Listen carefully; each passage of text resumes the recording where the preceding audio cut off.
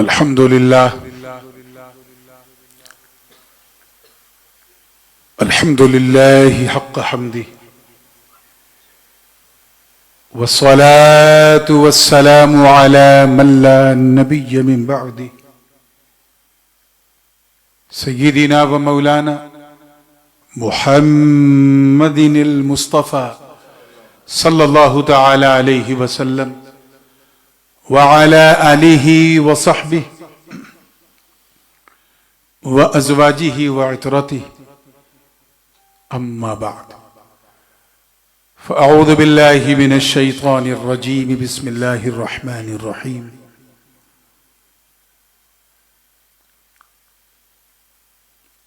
أَوَمَنْ كَانَ مَيْتًا فَأَحْيَيْنَاهُ وَجَعَلْنَا لَهُ نُورًا يَمْشِي بِهِ فِي النَّاسِ صدق الله العلي العظيم وبلغنا رسوله النبي الأمين الأمي الكريم ونحن على ذلك لمن الشاهدين والشاكرين والحمد لله رب العالمين. بارگاہ رسالت والے رسالت میں جھوم جھوم کر نہایت ہی عقیدت و محبت کے ساتھ اپنے مرکز توجہ مکین گنبد خضرا جناب محمد رسول اللہ صلی اللہ علیہ وسلم کی بارگاہ بے کس پناہ میں ہدیہ درود و سلام پیش کریں. پڑھیں اللہم صلی علی سیدنا وعلى آل سيدنا محمد وبارك وسلم صلی اللہ تعالی علیہ وآلہ وسلم. Without any further delay, بغیر کسی تاخیر کے، یہ بات تو آپ سب کو پتہ ہوئی ہوگی کہ 3 مہینہ پہلے میں ایک بہت سخت آزمائش سے گزرا اور میرا اوپن ہارٹ سرجری ہوئی. آپ لوگوں کی دعائیں شامل حال تھیں. اللہ تعالیٰ نے شفا عطا فرمایا اور تب سے لے کے آج کا دن ہے کہیں 5-10 منٹ ایک جگہ بولا تھا اور اس کے بعد پھر آج جو ہے بولنے کے لیے بیٹھا. جو لوگ مجھے میرے انداز میں، میرے ردم میں، میرے پیشن میں سننے کے عادی ہیں، وہ میرے لیے مزید دعا کریں کہ اللہ تعالیٰ اس قابل بنائے کہ پھر میں اسی طرح پھر بولوں. تھوڑی دیر کے بعد انشاءاللہ میرے والد گرامی حضور شہنشاہ خطابت، شہ سوار فصاحت و بلاغت، غازی ملت حضرت علامہ شاہ سید محمد ہاشمی الاشرفی الجیلانی جانشین محدث اعظم ہند کی آمد ہوگی اور پھر وہ انشاءاللہ اپنے ناصحانہ کلمات پیش کریں گے. بولنے کی جسارت آج اس لیے کر رہا ہوں کیونکہ یہ جو پروگرام ہے یہاں آپ کا، بھائی رضا گواہ ہیں اس کے، میں اس میں اپنے آپ کو گیسٹ نہیں سمجھتا، ہوسٹ سمجھتا ہوں. تو ایک میزبان کی میزبانی کا جو فرض ہے بس وہ ادا کرنے بیٹھا ہوں. کوشش کروں گا کہ ایک کلام بھی پیش کر لوں. عرس مخدوم سمنانی ہے اور اسی کی بہاریں ہیں. میرے برادر طریقت جناب مولانا مقبول عالم اشرفی صاحب تشریف فرما ہے. اللہ انہیں بھی صحت عطا فرمائے.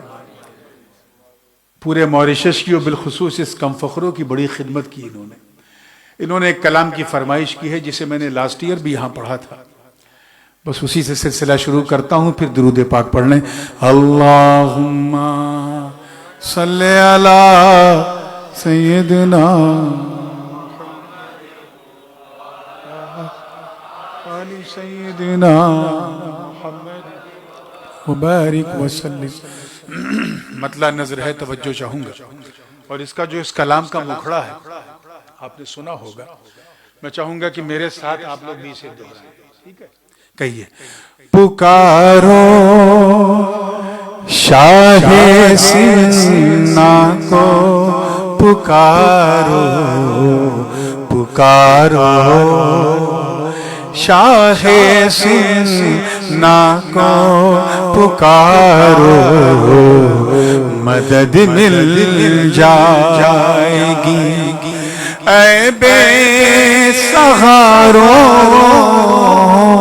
پکارو شاہ سینا کو پکارو مدد مل جائے گی اے بے سہارو پکارو کہا جب المدد مخدوم اشرف کہا جب المدد مخدوم اشرف تو بولے غم نہ کھاؤ غم کے مارو پکارو شاہ سینا کو پکارو مدد مل جائے گی اے بے سہارو شعر دیکھیے گا کہ فقیری لے کے ترک سلطنت کی فقیری لے کے ترک سلطنت کی چلو سب سر کے بل اے تاجدارو پکارو السلام علیکم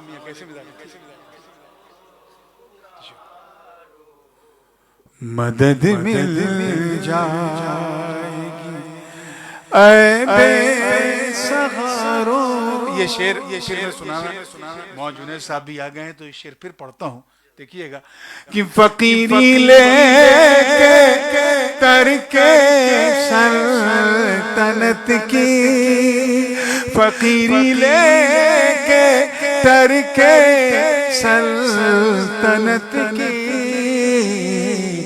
چلو سب سر کے بل اے تاجدارو پکارو شاہ سینا کو پکارو مدد مل جائے گی اے بے سہارو اور یہ شعر مقبول صاحب خصوصی توجہ بڑا موقع کا شعر ہے بڑا ضروری شعر ہے توجہ کہ ابو بکر عمر عثمان و حیدر ابو بکر عمر عثمان و حیدر جسے اشرف ملے مل جائے چاروں پکارو شاہ کو پکارو مدد مل جائے اے بے سہارو مخدوم پاک نے ایک موقع پہ حضرت سیدنا عبدالرزاق نورالعین رضی اللہ تعالیٰ عنہ سے کہا اور یہ وہ موقع تھا جب آپ کی عادت کریمہ یہ تھی کہ مخدوم پاک جب بھی وضو کرتے تھے تو وضو کا جو پانی بچتا تھا اسے سرکار سیدنا عبدالرزاق نورالعین پی لیا کرتے تھے خاموشی سے چھپ چھپ کے پی لیا کرتے تھے ایک روایت ہے 22 سال لیکن زیادہ تر محققین بالخصوص صاحب لطائف اشرفی نے 12 سال فرمایا کہ 12 سال تک حضرت عبدالرزاق نورالعین نے وہ پانی پیا جو وضو کا بچتا تھا ایک دن مخدوم پاک کی نظر پڑ گئی اور آپ نے بلایا اور کہا اے میرے نورالعین کب تک یہ پانی پیے کب سے پی رہے ہو یہ آب حیات کب سے پی رہے ہو پانی نہیں فرمایا یہ آب حیات کب سے پی رہے ہو تو عرض کیا حضور یہی کوئی 12-13 سال سے پی رہا ہوں مخدوم پاک نے ہاتھ اٹھا کے دعا کی اور عرض کیا کہ باری الہ یہ جو میرے نورالعین نے آب حیات 12 سال پیا ہے اللہ اس کے صدقے میں اس کی اولاد میں دن دونی رات چوگنی برکتیں عطا فرما اور فرمایا ماں، جو لطائف اشرفیہ کے الفاظ ہیں، فرمایا ماں خزانہ الہی برائے اولاد نور العین ساختے، کہ ہم نے اللہ کے خزانے کو نور العین کے بچوں کے لیے تیار کر دیا. یہ پورب سے لے کے پشچم تک، اتر سے لے کے دکن تک، جہاں جائیں گے خزانہ پائیں گے. اس منظر کی میں نے 2 مصرے میں منظر کشی کی ہے، توجہ چاہوں گا کہ خزانہ رب کا بخشا اپنے گھر کو، خزانہ رب کا بخشا اپنے گھر کو. عجب انداز ہے اشرف کے یاروں، پکارو شاخ سینا کو، پکارو مدد مل جائے گی اے بے سہاروں، پکارو. اور شاخ سیم جتنا پکاریں گے اتنا کامیاب ہوں گے. پکارو شاخ سیمنا، پکارو مدد اے بے سہاروں. یہ دیکھیے گا ان چادروں کے بارے میں جو بارگاہ مخدومی میں چڑھائی جاتی ہیں، توجہ کہ وہ چادر کیا کہہ رہی ہے کہ میں اترن خود رے اشرف کی لوگوں، میں اترن خود رے اشرف کی لوگوں، میری قیمت نہ دیکھو، میری قیمت نہ دیکھو مالداروں، پکارو شاخ سینا کو، پکارو مدد مل جا. اور حاصل کلام شعر ہے. دیکھیں کتنے لوگ، میں جانتا ہوں کہ اردو یہاں کی بھاشا نہیں ہے، لیکن سمجھیں گے نہیں ایسی آشا بھی نہیں ہے، اس لیے کوئی نراشا بھی نہیں ہے. نہ سمجھیں تو جو سمجھ جائے اس سے سمجھ لیجئے گا. خاص توجہ کے ساتھ یہ شعر دیکھیے گا کہ پکارو شاخ سینا مدد مل جا اے بے سہاروں، پکارو. وہ شعر خیال کر رہا ہوں، ذہن میں آ نہیں رہا. شاخ سیمنا کو پکارو،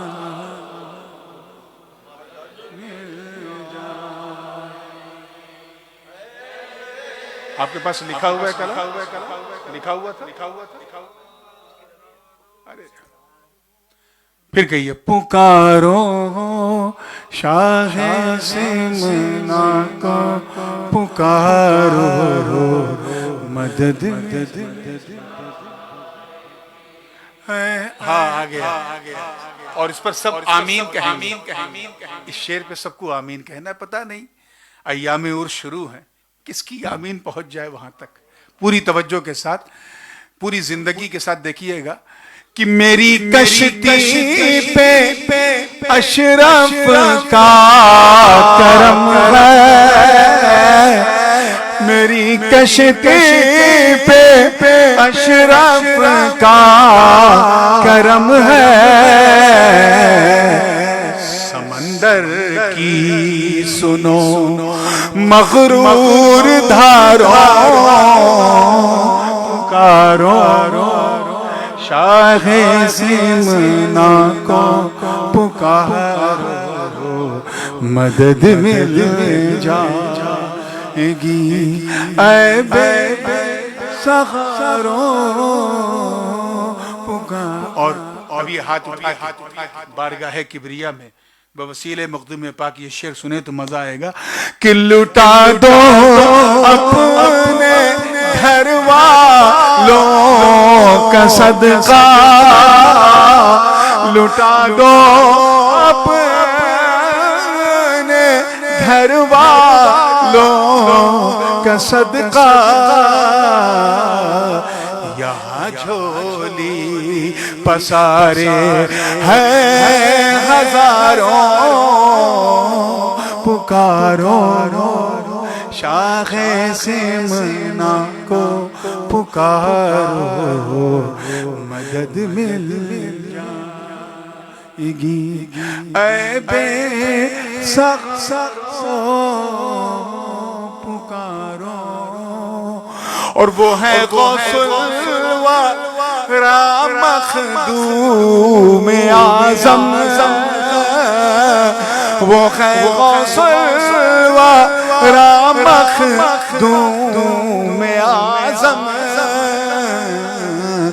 قدم کو چوم لو اے چاند تاروں پکارو شاخ سمنا پکارو مدد مل جائے دعاؤں کے ساتھ مقطع کہ دامن وقت میں گنجائش کم ہے اور میری حالت بھی ایسی ہے کہ جتنی جلدی نپٹ جائے بہتر ہے مطلب عرض کر رہا ہوں کہ انہی کے میں رند ہے نور انہی کے میں رند ہے نور اسے اب نہ پلاؤ آج یاروں پکارو شاخ سمنا کو پکارو مدد مل جائے گی اے بے سخاروں درود پاک پڑھنے اللہم صلی علی محمد آل سیدنا محمد وبارک وسلم صلاۃ و سلام علیک یا رسول اللہ صلی اللہ علیہ وسلم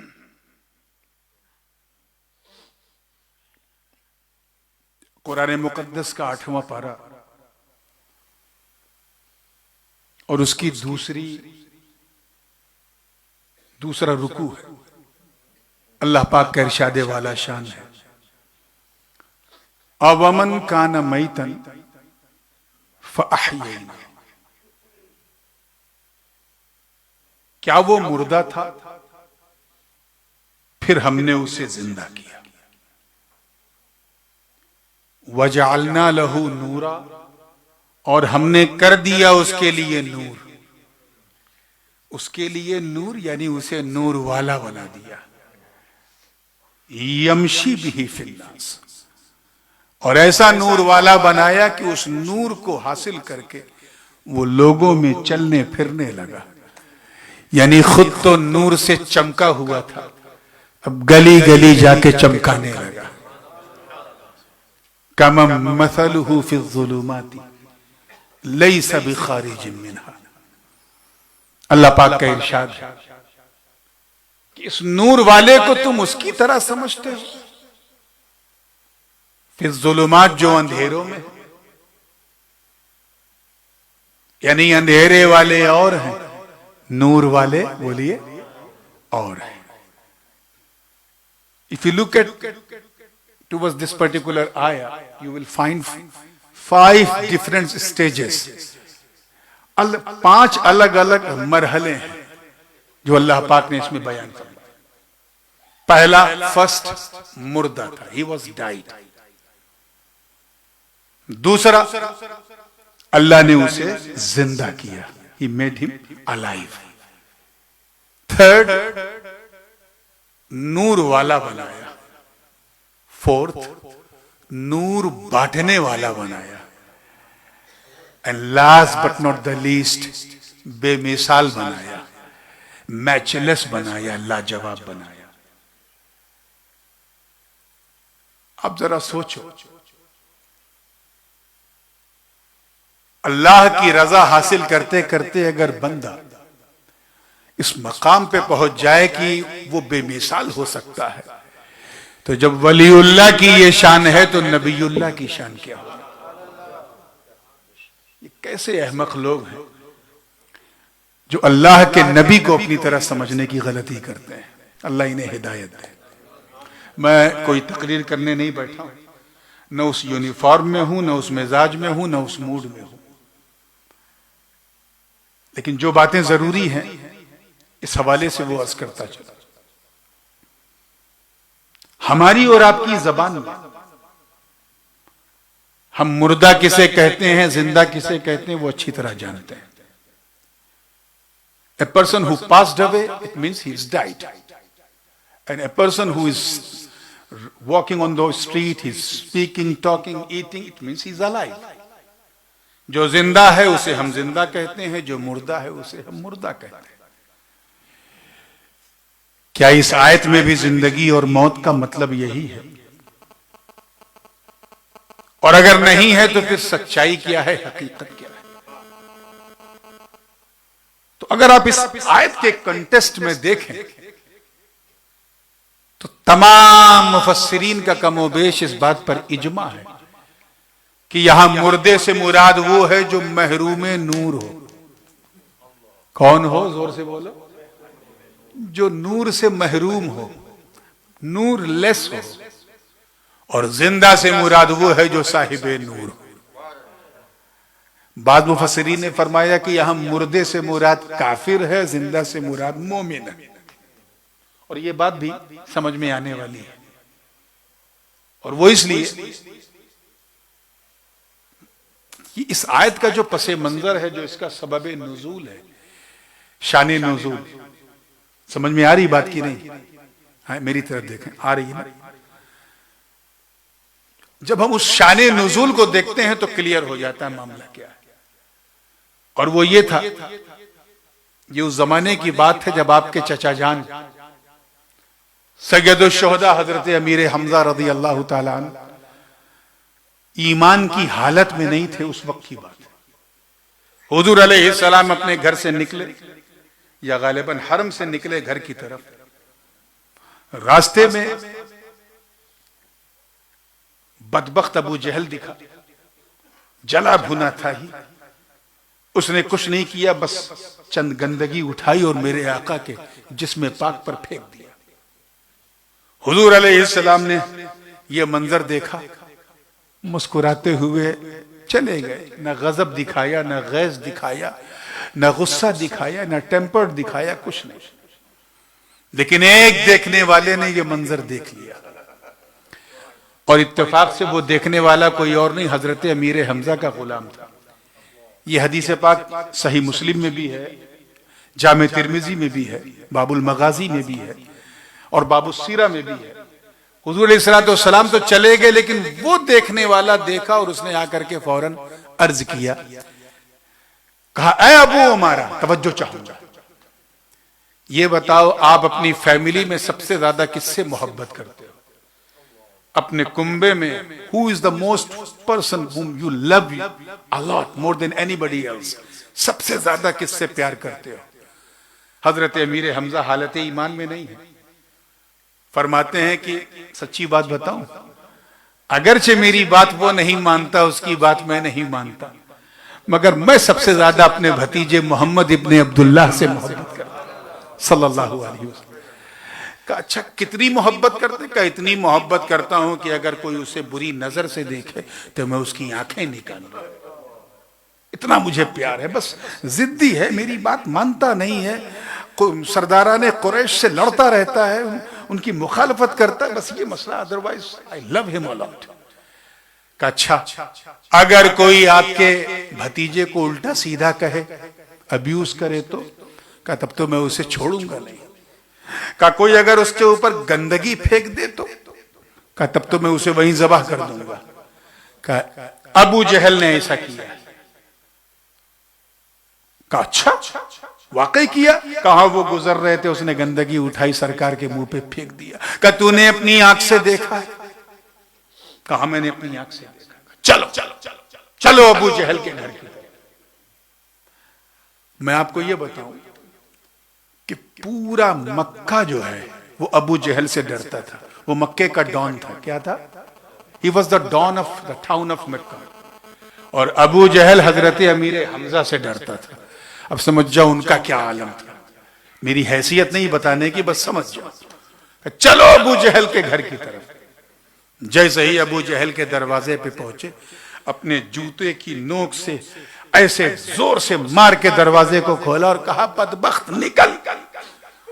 آواز پہچان گیا، تھر تھراتے کپ کپاتے وہ آیا. کہا کیا بات ہے؟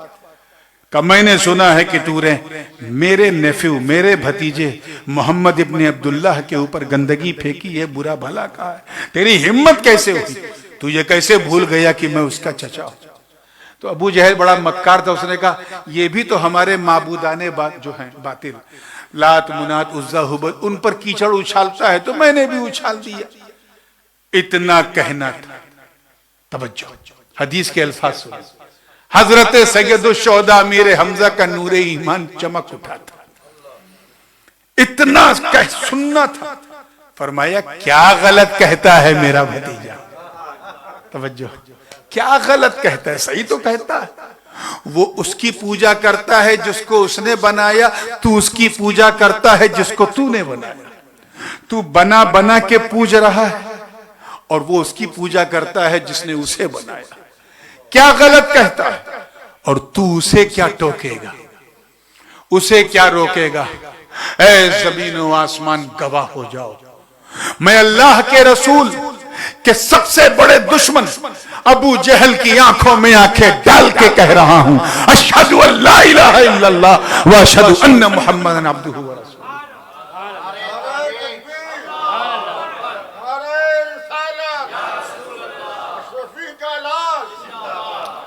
اتنا سننا تھا. تمام مفسرین نے جب یہ آیت نازل ہوئی تو اس کا مطلب و سبب نزول یہی بیان کیا کہ وہ جو دور تھا میتا والا، مردہ والا، وہ دور تھا جب حضرت امیر حمزہ ایمان نہیں لائے تھے. اور جب کلمہ پڑھ کے مشرف بے اسلام ہوئے تو صاحب ایمان ہو گئے. اس کے بعد پھر صاحب نور بنایا. انشاءاللہ جیسے جیسے گفتگو آگے چلے گی اسی آیت کو پڑھ پڑھ کے میں دھیرے دھیرے چلاتا رہوں گا. ابھی آئیے صرف اسی پر میں اپنی بات کو ختم کرنے کی کوشش کروں گا. بات چھڑ گئی ہے سید الشہداء کی اور عرس کی محفل سجی ہے، عرس مخدوم سمنانی بھی ہے، تو مناسب بھی یہ ہے کہ وہ بات کہہ دی جائے. اکثر لوگ سوال کرتے ہیں کہ what is the proof of عرس؟ why we celebrate the عرس of بزرگان دین؟ تو سنو، جس طرح ایک ہسٹورین جب کچھ لکھتا ہے تو 15-20 واقعات کو، ہیپننگ کو اکٹھا کرتا ہے اور پھر ایک ٹاپک، ایک مضمون بنا کر کے وہ ہسٹری کو لکھتا ہے. اسی طرح جو سیرت نگار ہوتے ہیں جنہوں نے حضور کی شان میں سیرتیں لکھی ہیں، وہ کیا کرتے تھے؟ وہ 30-40 حدیثوں کو اکٹھا کرتے تھے، ان میں تطبیق پیدا کرتے تھے، سملیرٹیز الفاظ کی چنتے تھے اور پھر ایک واقعہ بنا کر کے اسے اپنی کتاب میں لکھتے تھے السیرۃ النبویہ. تو میں بھی آپ کی سہولت کے لیے، آپ کے آرام کے لیے تقریباً 25-30 حدیثوں کو اکٹھا کر کے ایک مضمون واقعہ سنانا چاہتا ہوں. اجازت ہے؟ ایک دن حضور علیہ السلام نے سارے صحابہ کو اکٹھا کیا، سب کو جمع کیا. ان میں کوئی صداقت والا، کوئی عدالت والا، کوئی کرامت والا، کوئی شجاعت والا، سب بدر والے، احد والے، خیبر والے، سبھی جمع ہیں. سرکار جمع کر رہے تو حضرت سیدنا ابو ہریرہ رضی اللہ تعالیٰ عنہ راوی ہیں ان الفاظ کے. عرض کیا حضور لماذا جمعتنا یا رسول اللہ، آپ نے ہمیں کیوں اکٹھا کیا ہے؟ آج کوئی خاص دن ہے کیا؟ اسپیشل اوکیجن ہے کیا؟ حضور نے فرمایا اما شعرت، تجھے نہیں پتا؟ ھذا یوم استشہد فیہ اصحاب احد، آج وہ دن ہے جس دن احد کے صحابہ شہید ہوئے. Today was the same day when the battle of Uhud happened. آج شہدائے احد کی شہادت کو 1 سال ہو گئے. سارے صحابہ نے عرض کیا حضور پھر کیا حکم ہے؟ کہا انطلقوا الی المقابر، let's go to the graveyard to make فاتحہ دیئر. سب چل پڑے. جلوس نکلا. کیا نکلا بولو؟ جلوس جانتے ہو نا، ہم لوگ بھی یوم النبی میں جلوس نکالتے ہیں. جلوس نکلا. جلوس ہم بھی نکالتے ہیں، جلوس تم بھی نکالتے ہو، مگر میرا وجدان کہتا ہے کہ اس جلوس پر تو جنتی حوریں بھی فدا ہو رہی ہوں گی، جس کی قیادت خود مصطفیٰ جان رحمت فرما رہے ہیں. جیسے قبرستان احد میں داخل ہوئے، جو لوگ مدینے گئے ہیں جانتے ہیں کہ احد جو ہے وہ حرم نبوی سے تھوڑا سا 3 سے 3.5 4 کلومیٹر دور ہے. پیدل جلوس نکلا. جیسے ہی داخل ہوئے سرکار نے سلام کیا. کیا کیا؟ نارملی جو ہم گریو یارڈ میں کرتے ہیں، السلام علیکم یا اہل القبور من الدیار انتم السابقون ونحن انشاءاللہ بکم لاحقون. سلام کیا. پتا چلا قبرستان میں جا کے سلام کرنا حضور کی سنت ہے. اچھا حضور کوئی کام بلا وجہ کریں گے؟ بولو unnecessary نو. تو جو سلام کیا اس کی وجہ کیا تھی؟ کوئی نہ کوئی وجہ تو ہوگی نا. حضور سلام کر رہے ہیں اور ان کے غلام جو قبروں میں لیٹے ہیں وہ جواب سن رہے ہیں، تبھی تو سلام کیا. اگر وہ جواب سنتے نہ تو حضور سلام کرتے. مطلب صاف ہے. موقع ملے تو ان پڑھو انلیٹریٹ پیپل کو سمجھاؤ کہ جب نبی کا سلام غلام سن سکتے ہیں تو پھر غلاموں کا سلام مصطفیٰ کیوں نہیں سن سکتے؟ اینی ویز وہ کہتے ہیں، ہمارے ایک کہاوت مشہور ہے، مولانا جانتے ہوں گے، کہ گھٹنا پیٹ کی طرف مڑتا ہے. یعنی خنوا پہچانت ہے نا، خون کو پہچانتا ہے. یہ قصہ وہاں بھی ہوا. روایت ہے انہو مالا الی قبر عمی. سب سے پہلے حضور کہیں اور نہیں بلکہ اپنے چچا جان سید الشہداء امیر حمزہ رضی اللہ تعالیٰ عنہ کی قبر کی طرف گئے.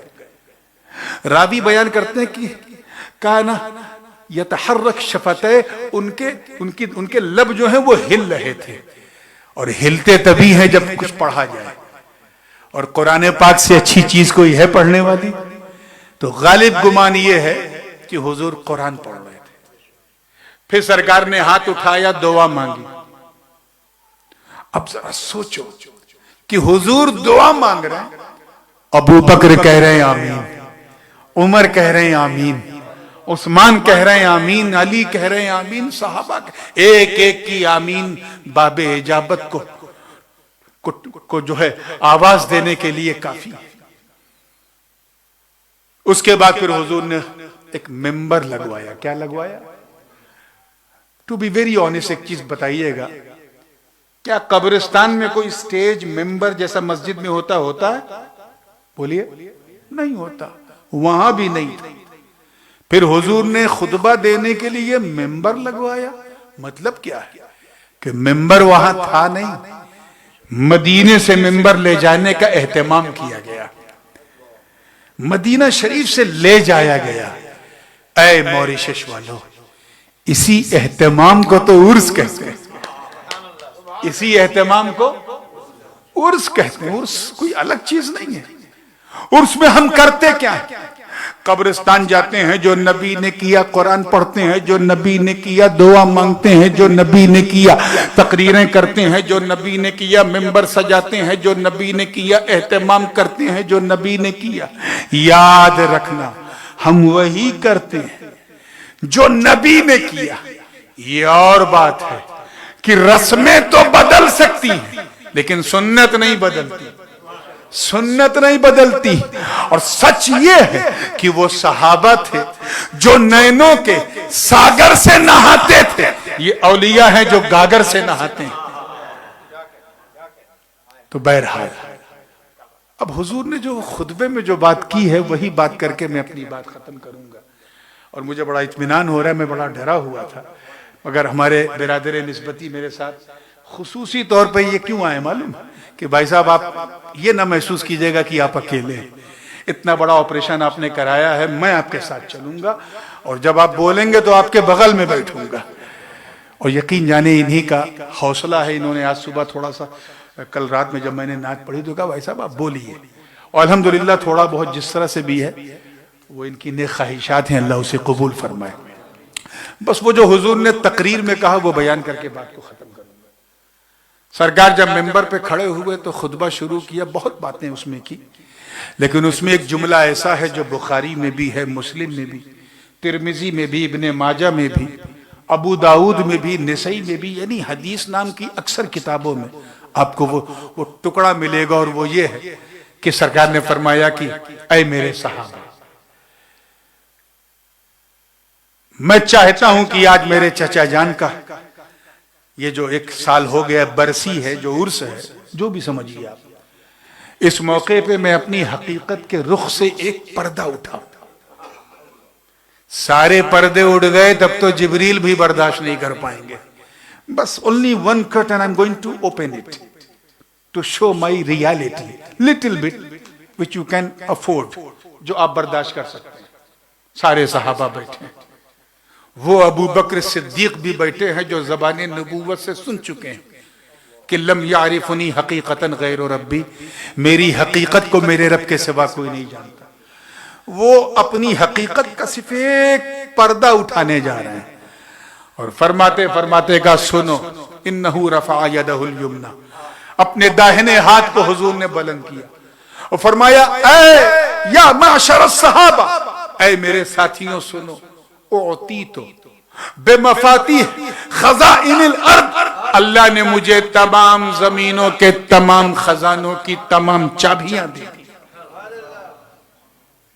Allah subhanahu wa ta'ala has given me the entire keys of all treasures, all earths, all skies, all over the world. سب کچھ مجھے میرے ہاتھ پہ اللہ نے رکھ دیا، کیز رکھ دیا، چابیاں، کنجیاں، کیا کہتے ہیں؟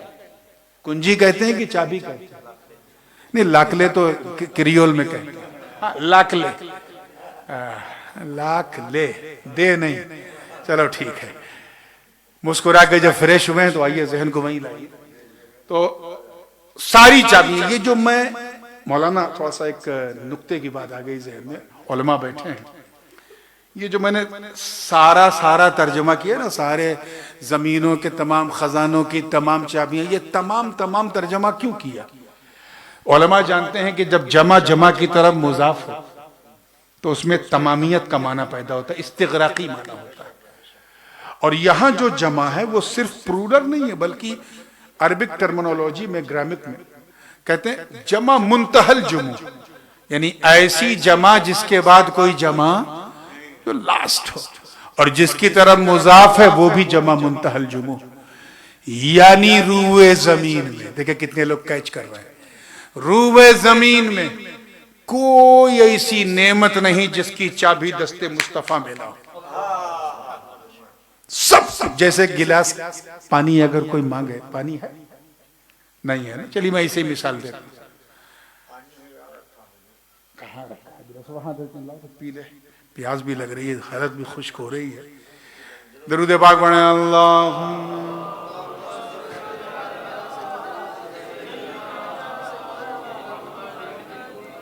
بس صرف حالت خوش کرنا ہے۔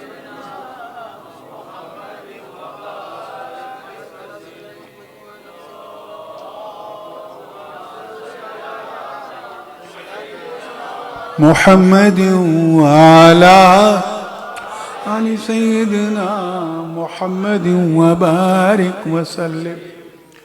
اب یہ میرے ہاتھ میں گلاس ہے، آپ نے دیکھا کہ میں نے آپ کے سامنے پانی پیا، اگر میں اسے پلٹوں تو کچھ بوندیں پانی کی آپ نے دیکھا زمین پہ گری کہ نہیں گری؟ اس کا مطلب ہے کہ میں نے پانی تو پیا لیکن تمام نہیں پیا، تمام پیا ہوتا تو ایک ڈراپ آف واٹر بھی باہر نہ آتا۔ اور حضور کیا فرما رہے ہیں؟ اللہ نے مجھے تمام زمینوں کے تمام خزانوں کی تمام چابیاں دی، مطلب جاہو جلال کی چابی دست مصطفیٰ میں، فضل و کمال کی چابی دست مصطفیٰ میں، حسن و جمال کی چابی دست مصطفیٰ میں، جود و نوال کی چابی دست مصطفیٰ میں، امامت کی چابی دست مصطفیٰ میں، قیادت کی چابی دست مصطفیٰ میں، کرم کی چابی دست مصطفیٰ میں، عطا کی چابی دست مصطفیٰ میں، رفعتوں کی چابی دست مصطفیٰ میں، نعمتوں کی چابی دست مصطفیٰ میں، فضیلتوں کی چابی دست مصطفیٰ میں، رحمتوں کی چابی دست مصطفیٰ میں، زمین کے اندر جو معدنیات ہیں ان کی چابیاں دست مصطفیٰ میں، زمین و آسمان کے بیچ میں جو کچھ ہے سب کی چابی دست یعنی ہاتھ دست مصطفیٰ میں. دیکھیں کتنے لوگ کیچ کر رہے ہیں. گویا کائنات کے تمام خزانوں کی چابی دست مصطفیٰ میں رکھ کر گویا رب تعالیٰ یہ فرما رہا ہو کہ اے میرے پیارے، اے عرش کی آنکھوں کے تارے، اے جگ کے دلارے، اے محبوب ہمارے، یہ ساری چابیاں ہم نے آپ ہی کے لیے بنائی، بس امانتاً اپنے پاس رکھے تھا. جب جس کو جیسی ضرورت پڑتی تھی آپ کا صدقہ اتار کے دے دیتا تھا. آدم کو ضرورت پڑی تو نکال کے صفوت کی چابی دے دی. نوح کو ضرورت پڑی تو انہو کان عبدن شکورا کی چابی دے دی. ابراہیم کو ضرورت پڑی تو واتخذ اللہ ابراہیم خلیلا کی چابی دے دی. اسماعیل کو ضرورت پڑی تو حضرت اسماعیل کو ضرورت پڑی تو ورفعناہ مکانا علیہ کی چابی دے دی. جاہو جلال کی چابی دست مصطفیٰ میں، فضل و کمال کی چابی ماشاءاللہ. حضرت تشریف لارے کھڑے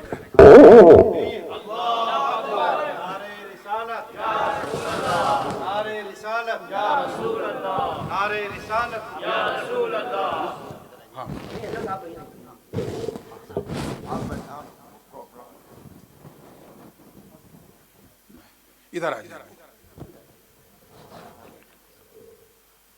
ماشاءاللہ کیا کہہ رہے ہیں؟ کوئی منٹ باقی ہے اذان میں؟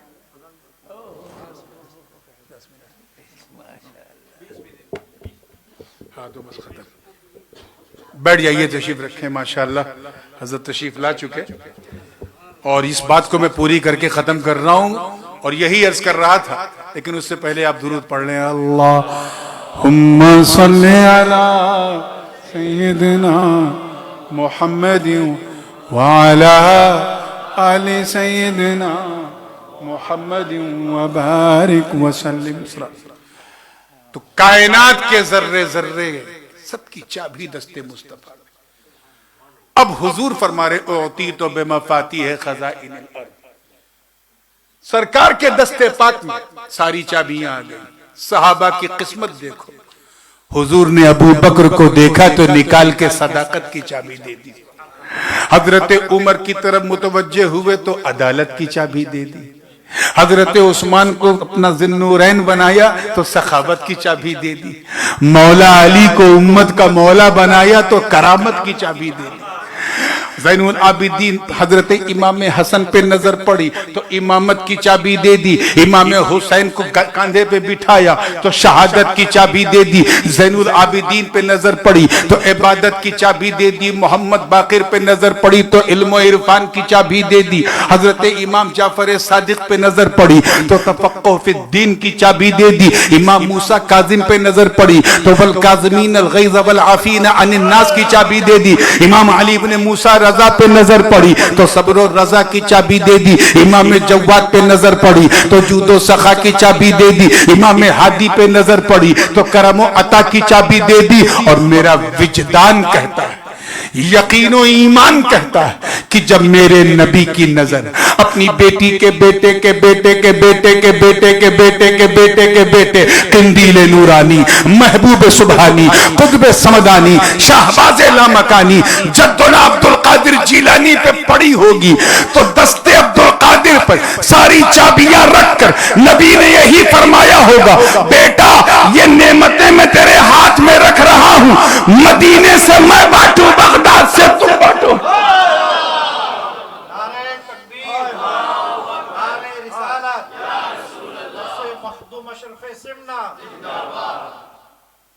چابیاں دی جا رہی ہیں.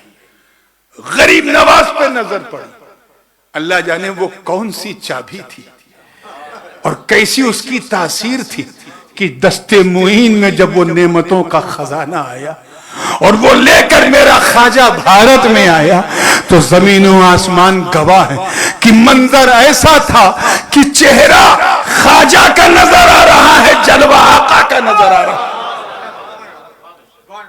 اسی کو پا کر کوئی قطب الاقطاب بنا، کوئی زہد الانبیاء گنج شکر بنا، کوئی تارک الدنیا علی احمد صابر بنا، کوئی آئین ہند سراج الدین عثمان بنا، کوئی گنج نبات بنا، تو کوئی سلطنت کو چھوڑ کر سمنان کا بادشاہ پہلے تھا، جہان کا بادشاہ بنا۔ مخدوم اشرف جہانگیر سمنانی کا یہ عرس پاک ہے، وقت بالکل اجازت نہیں دے رہا، اب میں یہیں اپنی بات کو ختم کر رہا ہوں۔ انشاءاللہ والد گرامی تبرکن جو بھی وقت بچا ہے اس میں گفتگو کریں گے، دعا میں یاد رکھیے گا اور میرے لیے خاص دعا فرمائیے گا۔ السلام علیکم۔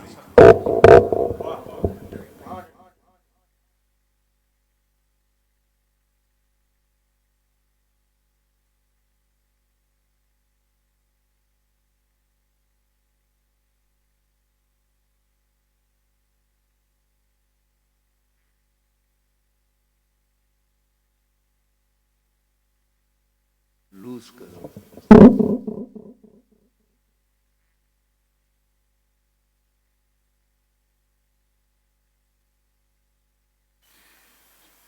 بسم اللہ الرحمن الرحیم، الحمدللہ رب العالمین، والصلاة والسلام علی اشرف الانبیاء والمرسلین وعلی آلہ وصحبہ اجمعین۔ ان اللہ وملائکتہ یصلون علی النبی یا ایھا الذین آمنوا صلوا علیہ وسلموا تسلیما۔ اللہم صل علی سیدنا محمد وعلی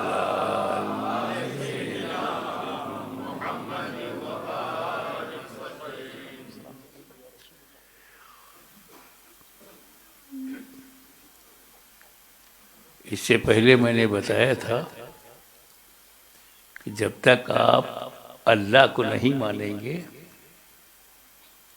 آپ ریلیجین میں انٹری نہیں ہوگی، آؤٹ آف ریلیجین رہو گے۔ If you not trust in Allah, Allah بولو، خدا کہو، گاڈ کہو، ایشور کہو، یہ الگ الگ لینگویج ہے، الگ الگ شبد ہیں، مطلب ذات ایک ہی ہے، انلیمیٹڈ، آلمائٹی۔ اس کو اگر کوئی نہیں مانتا تو وہ ناستک ہے، نیچری ہے، وہ دھارمک نہیں ہے، ریلیجیس نہیں ہے۔ اور خدا کو ماننے کے لیے جاننا ضروری ہے، جانو گے نہیں تو مانو گے کیا؟ میں نے یہ بھی بتایا تھا کہ آپ خدا کو جان ہی نہیں سکتے، آپ کے پاس وہ سورس ہی نہیں ہے کہ آپ خدا کو جان جائیں۔ 5 سورس آف نالج ہے آپ کے پاس، ہاتھ سے چھو کر کے معلوم کرتے ہو، آنکھ سے دیکھ کر کے معلوم کرتے ہو، ناک سے سونگھ کر کے معلوم کرتے ہو، زبان سے چکھ کر کے معلوم کرتے ہو، اور کان سے سن کر کے معلوم کرتے ہو۔ تو جو چیز کان میں آئے، آنکھ میں آئے، منہ میں آئے، ہاتھ میں آئے، اسی کی جانکاری ہم کو ہوگی۔ اللہ کو ہم دیکھ نہیں سکتے، اس کو سن نہیں سکتے، اس کو چکھ نہیں سکتے، اس کو ہم سونگھ نہیں سکتے، اس کو چھو نہیں سکتے، تو اس کو کیسے جانے؟ کیونکہ وہ تو غیب ہے۔ اللہ بہت بڑا غیب ہے، اتنا بڑا غیب ہے کہ بڑے بڑے سائنٹسٹ نہیں جان سکے۔ تو یہ ہماری خوش نصیبی، اللہ تعالیٰ کا کرم ہے کہ اس نے اپنے کو پہچانوانے کے لیے غیب نہ بھیجا، غیب جاننے والا بھیجا، عالم نہیں بھیجا، پروفٹ بھیجا، پروفیسر نہیں بھیجا۔ Professor can teach you But prophet, his prophecy,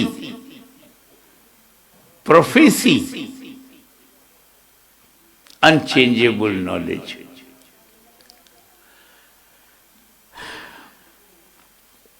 تو اب اللہ تک وہی جائے گا جو رسول اللہ تک گیا ہے. اب آپ دیکھیں نا کہ جو کلمہ پڑھتے ہیں لا الہ الا اللہ محمد الرسول اللہ،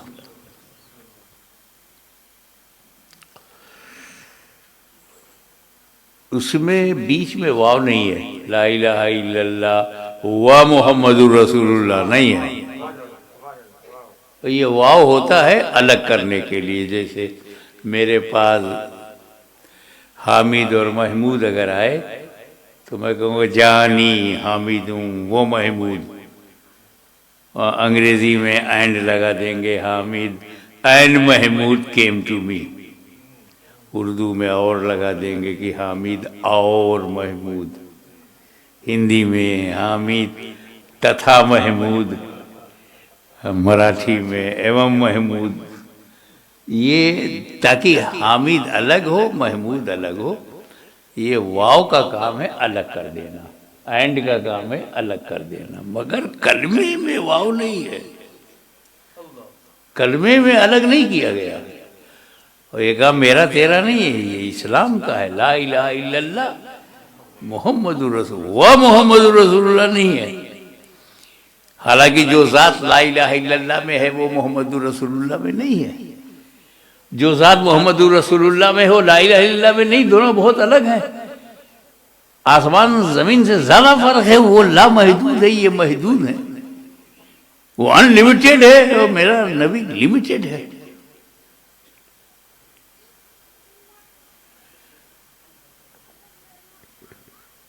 اس کے کوئی شکل نہیں ہے، نہ میرے نبی کی شکل ہے. تو لا الہ الا اللہ ایک الگ ہے، محمد رسول اللہ الگ ہے. پر الگ کرنے کے لیے واو نہیں ہے. اچھا اگر واو ہوتا تو کیا ہوتا؟ کوئی فرق پڑتا؟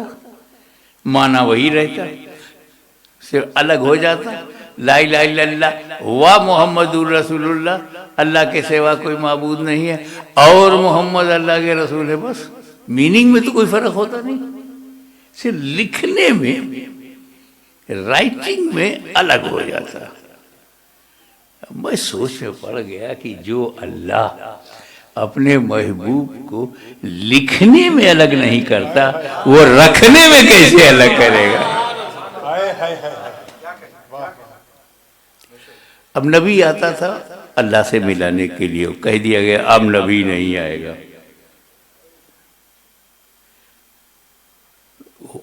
محمد صلی اللہ علیہ وسلم is the last and final prophet.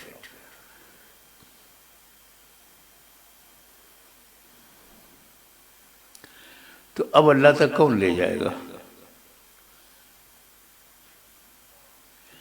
پہلے یہ دیکھو تمہارا جو اوپن اینیمی ان الشیطان للانسان عدو مبین.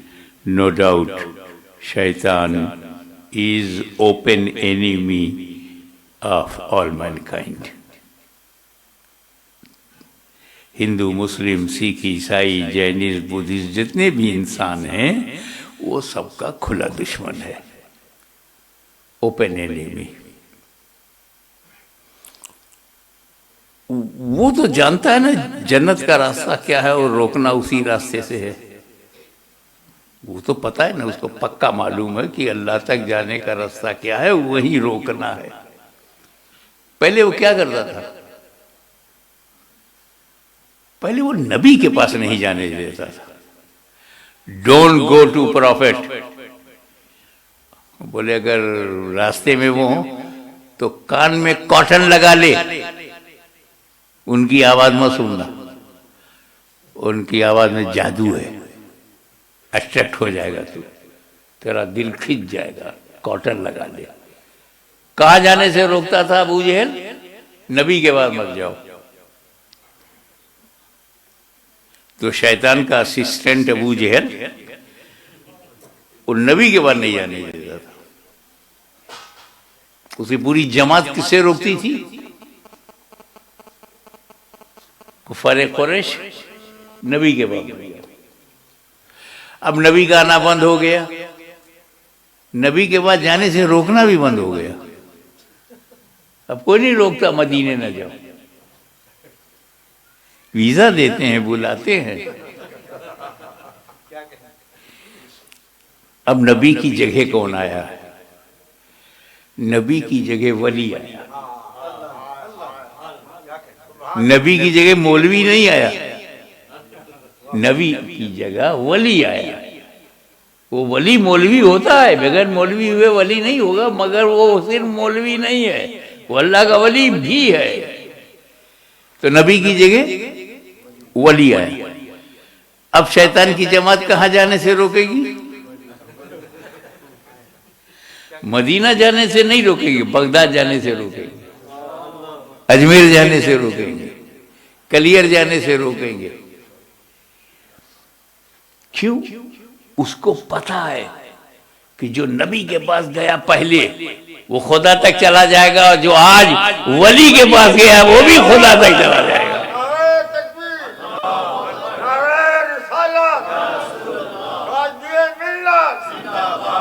ایک آخری بات آپ کو سمجھا دوں کہ کوئی کس کی جگہ پر ہوتا ہے تو کرتا کیا ہے؟ ریپلیسمنٹ جب ہوتا ہے تو وہ جو آیا ہے وہ کیا کرتا ہے؟ آپ روزانہ وضو کرتے ہو تب نماز پڑھتے ہو نا. اب وضو کے لیے پانی ضروری ہے. ایسی جگہ پھنس جاؤ جہاں پانی ہی نہ ملے تو، اور نماز چھوٹنے کا ڈر، تو کیا کرنا؟ وضو کی جگہ جب وضو نہ کر سکو تو کوئی ہے؟ ہاں ہے، تیمم.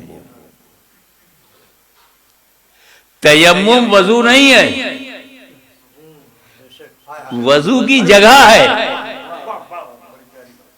تو ولی بھی نبی نہیں ہے مگر نبی کی جگہ ہے. اب جب وضو کی جگہ تیمم ہے تو پانی کے بغیر تیمم، تو کیا فائدہ پہنچا آپ کو؟ جو کام آپ وضو سے لیتے تھے وہ سب تیمم سے لیں گے. جو فیض آپ کو وضو سے پہنچا، جو فائدہ، وہی فائدہ آپ تیمم سے. وضو سے آپ فجر پڑھ سکتے تھے، ظہر عصر مغرب عشاء، تو تیمم سے بھی آپ فجر ظہر عصر مغرب عشاء پڑھ سکتے. وضو سے آپ قرآن چھو سکتے تھے تو تیمم کر کے بھی چھو سکتے ہیں. وضو کر کے مسجد میں جاتے تھے، اب تیمم کر کے بھی. کیا مطلب؟ اصل سے جو ملا کرتا تھا اس کے نائب سے بھی ملے گا. تو نبی کی جگہ غوث اعظم، نبی کی جگہ غریب نواز، نبی کی جگہ ولی، تو جو مدینے والے سے فائدہ تھا وہی بغداد والے سے بھی ہے. تو اب آج جب کوئی نبی نہیں ملے گا، ولی ملے گا، تو ولی کے ہاں جانے سے روکتے ہیں. تو ہم نے دشمن سے یہ پہچانا، دوستوں سے نہیں، دشمن سے پہچانا. یار ولی کو نہیں چھوڑنا ہے کیونکہ پوری جماعت ولی ہی کو چھوڑوا رہی ہے.